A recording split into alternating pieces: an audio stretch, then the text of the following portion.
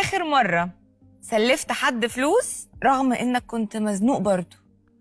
لا هي بقى، لا هو اصلا في سلف غريب، اللي هو يعني ايه ده؟ يعني في قصه سلف غريبه، يعني كانها جديدة فيلم دي؟ سينما.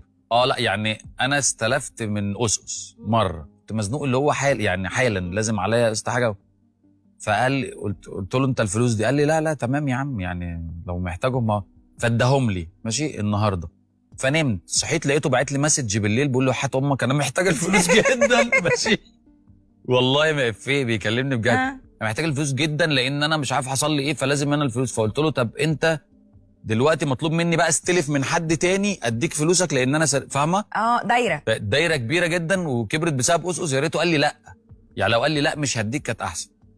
لكن انا سلفت اصل هو احنا بنقعد نذل بعض مش عشان حاجه.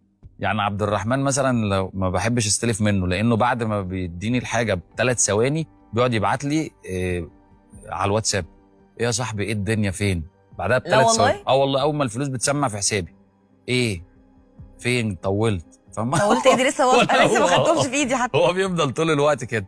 فانا مره قال لي سلفته ماشي. انا عايز اقول لك ده بجد قعدت فتره كبيره قوي مش عايز اخدها عشان اطلبها.